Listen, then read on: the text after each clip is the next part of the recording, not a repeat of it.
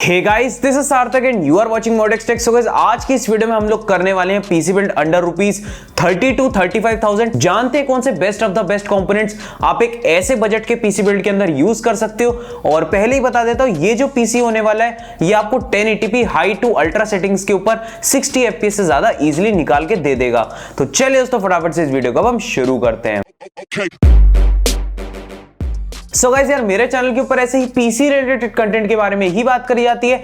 तो अगर आप लोगों का भी इंटरेस्ट है इन्हीं सब चीजों के अंदर तो डेफिनेटली करो और चैनल को सब्सक्राइब, साथ ही में दबाओ उस बेल आइकन को भी, ताकि मैं फ्यूचर में जो भी नई वीडियो डालूंगा मिल जाएगी आप लोगों को उसके इंस्टेंट नोटिफिकेशन। अब हम बढ़ते हमारे मेन टॉपिक की तरफ, और बढ़ने से पहले बता दो इस वीडियो का जो लाइक एम है वो है 250 लाइक्स का। तो 250 लाइक इस वीडियो के ऊपर मेरे को यार फटाफट से दिलवा दो। अब हम बढ़ते हैं आगे और बात करते हैं हमारे मेन कंपोनेंट्स के बारे में। और पहले बता दो यार, जब पहले 30,000 रुपीज के आसपास में पीसी बिल्ड करा करते थे ना, तो उस टाइम पे यार हमको यूज करना पड़ता था Ryzen 3 1200, क्योंकि जो कोर i3 9100F था वो लगभग 8,000 का मिलता था, और Ryzen 3 1200 में सिर्फ 5,000 रुपए का मिल जाया करता था।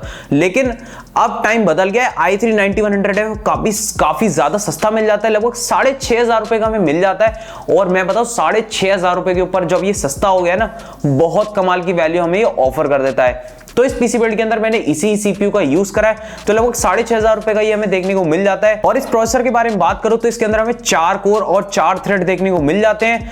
3.6 गीगाहर्ट्ज की इसकी बेस क्लॉक है, 4.2 गीगाहर्ट्ज के ऊपर ये टर्बो करता है, 65 वॉट की इसकी टीडीपी और 6 MB की कैश मेमोरी हमें इसके अंदर देखने को मिल जाती है। ओवरऑल मैं आप लोगों को बताऊं तो Ryzen 3 1200 से ये अच्छा क्यों है, दोनों में 4 कोर 4 थ्रेड है, लेकिन इसकी जो सिंगल कोर परफॉर्मेंस है और जो ओवरऑल इसकी बूस्ट क्लॉक परफॉर्मेंस है वो यार उससे काफी ज्यादा बेटर है। तो इसलिए आपको थोड़े बहुत FPS जो है ना ये निकाल के देगा। और क्योंकि जब हम बजट सेगमेंट के अंदर हो जाते हैं ना, तो एक एक FPS भी यार हमारे लिए बहुत ज्यादा मायने रखता है।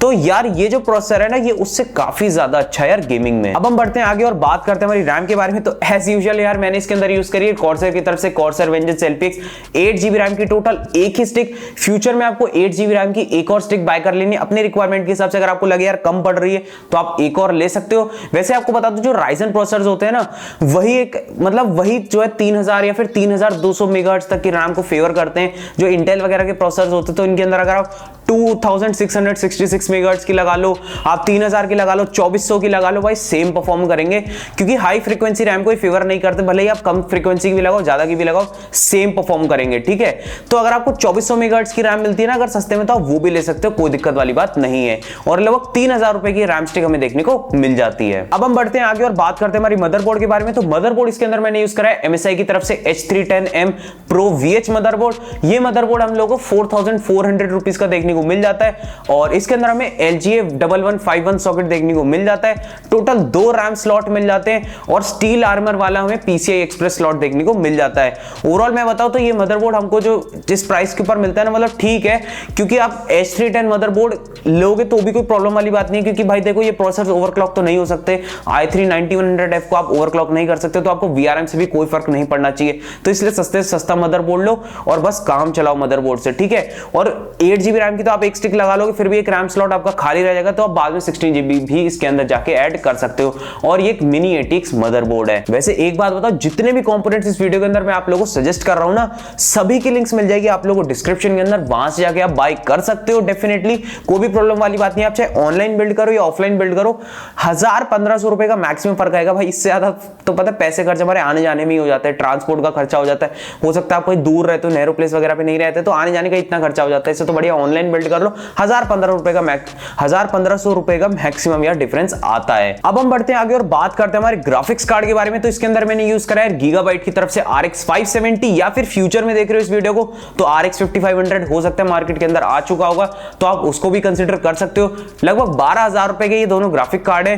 ठीक है, जो उसके रूमर चल रहे हैं RX 5500 के, वो यही चल रहा है कि वो लगभग 12,000 रुपए का आएगा इंडियन मार्केट के अंदर। फिलहाल कर रहे हो तो RX 570 आप ले सकते हो, कोई भी दिक्कत वाली बात नहीं है। और गेमिंग कैसी करवाएगा इसके बारे में आप पूछ रहे, तो आप i3 9100F ले रहे हो, RX 570 ले रहे हो, तो ये दोनों मिला के आपको इजीली 1080p हाई सेटिंग्स के ऊपर 60+ FPS गेम्स के अंदर निकाल के दे देंगे। कोई प्रॉब्लम वाली बात नहीं आएगी। पुराना गेम खेलोगे तो अल्ट्रा तक भी जा सकते हो। जी हाँ, अगर थोड़ा पुराना गेम खेल रहे हो, GTA 5 खेल रहे हो, बहुत इजीली आप बिल्कुल हाईएस्ट सेटिंग्स लगा के गेमिंग कर सकते हो। बिल्कुल प्रॉब्लम वाली बात नहीं है। जो दोनों का कॉम्बो है ना, बहुत बेहतरीन कॉम्बो है यार बजट पीसी बिल्ड्स के लिए। Now let's move towards our storage storage, देखो स्टोरेज इसके अंदर आपको यूज करनी है SSD और हार्ड ड्राइव का कॉम्बो। SSD आपको लेनी है वेस्टर्न डिजिटल की तरफ से ग्रीन 240 GB की SSD, 240 GB more than enough रहती है, ठीक है। 120 लोगे तो यार बहुत कम रह जाती है, दिक्कत हो जाती है। तो 240 GB की जो होती है ना वो बिल्कुल परफेक्ट साइज होता है अगर आपको SSD लेनी है और उसके अंदर अपनी विंडोज को इंस्टॉल करना है। साथ ही में आप लेना एक 1 TB की हार्ड ड्राइव जो कि आ सकती है वेस्टर्न डिजिटल की तरफ से ब्लू, सीगेट की बैराक्यूडा। ये दोनों ही चीजें मिला के आप लोगों को 5000 रुपए की देखने को मिल जाएंगी। अब हम बढ़ते आगे और बात करते हैं हमारी पावर सप्लाई यूनिट के बारे में, यानी हमारे PSU के बारे में। तो पावर सप्लाई आपको इसके अंदर यूज करनी है कूलर मास्टर की तरफ से मास्टर वॉट एलीट, जो कि 80+ वाइट सर्टिफाइड पावर सप्लाई और 450 वॉट की पावर सप्लाई है, और ये आप लोगों को लगभग 2500 रुपए की देखने को मिल जाती है। अब बढ़ते आगे और बात करते हैं हमारी कैबिनेट के बारे में। तो कैबिनेट के लिए अब देखो जो हमारा पूरा पीसी जो हमने कंपोनेंट्स अब तक चूज कर लिया ना, इन सभी को मिला के जो हमारा लगभग बैठेगा तो वो लगभग हमारा ऐसी बैठेगा लगभग 33,500, 600, 700। अभी भी हमारे पास 1000 या फिर 1500 रुपए बचे हैं फॉर दी कैबिनेट, ठीक है। अभी आप फिलहाल सस्ती कैबिनेट ले लो, हो सकता है आपके घर में पुराना पोटैटो पीसी रखा हो, उसकी कैबिनेट लेके यूज कर सकते, कोई दिक्कत वाली बात नहीं है, ठीक है। तो जो RGB वाले शौक है वो बाद में पूरा करना कि भाई RGB कैबिनेट लेंगे, वो बाद में कर लेना। फिलहाल परफॉर्मेंस के ऊपर ध्यान दो और लगभग 35,000 रुपीज के अंदर आपका ये पीसी बिल्ड हो जाएगा कंप्लीट। और इसको थोड़ा और सस्ते में भी कर सकते हो अगर आप फिलहाल हार्ड ड्राइव ले लो, SSD बाद में ले लेना, ठीक है। तो ये सब चीजें आप कर सकते हो थोड़ा और प्राइस को कम करने के लिए। जाते जाते आपको थोड़े से पेरिफेरल्स भी मैं सजेस्ट कर देता हूं। तो आप मॉनिटर यूज कर सकते हो यार LG की तरफ से, LG का 22 MP 68VQ। टेंशन मत लो, पेरिफेरल्स की भी लिंक मैं दे दूंगा आप लोगों को डिस्क्रिप्शन के अंदर, और जितने भी कंपोनेंट्स बताए उनकी भी मिल जाएगी आप लोगों को डिस्क्रिप्शन के अंदर, ठीक है। तो टेंशन मत लेना, वहां से जाके बाय कर सकते हो। और जो पेरिफेरल्स में आप लोगों को बता रहा था वो था LG का 22 MP 68VQ। ये जो मॉनिटर है ना ये फ्रीसिंग को सपोर्ट करता है, और क्योंकि हम RX 570 यूज कर रहे हैं वो भी फ्रीसिंग को सपोर्ट करता है। तो जो आपका रिफ्रेश रेट होगा ना इस मॉनिटर के अंदर वो 75 हर्ट्ज तक अनलॉक हो जाएगा। तो आप गेमिंग करोगे तो आपको ज्यादा स्मूथ एक्सपीरियंस देखने को मिल जाएगा। अब बात करते हैं हमारे माउस के बारे में। तो आप माउस इसमें यूज कर सकते हो एंटी स्पोर्ट्स की तरफ से GM300, बिल्कुल लेटेस्ट माउस आया है मार्केट के अंदर, काफी बढ़िया माउस है। इसका रिव्यू चैनल के ऊपर आ जाएगा लगभग 15 दिन में, ठीक है। नेक्स्ट 2 वीक्स के अंदर मैं इसका रिव्यू जरूर डाल दूंगा चैनल के ऊपर, टेंशन मत लो। आ रहा है ये माउस मेरे पास रिव्यू करने के लिए। और कीबोर्ड के बारे में बताओ तो CBGK12 आप यूज कर सकते हो कॉस्मिक वाइट की तरफ से, ये लगभग आप लोगों को 1700 रुपए का देखने को मिल जाता है। तो यही कुछ मैंने आपको चीजें बता दी और ये पूरा पीसी बिल्ड मैंने आप लोगों को बता दिया है। तो आई होप ये वीडियो आपको काफी ज्यादा यार अच्छी लगी होगी। अच्छी लगी हो तो जरूर से यार लाइक कर देना, अपने दोस्तों के साथ जरूर से शेयर कर देना। मैं मिलूंगा आपसे एक और नई वीडियो में, तब तक के लिए यार थैंक्स फॉर वॉचिंग।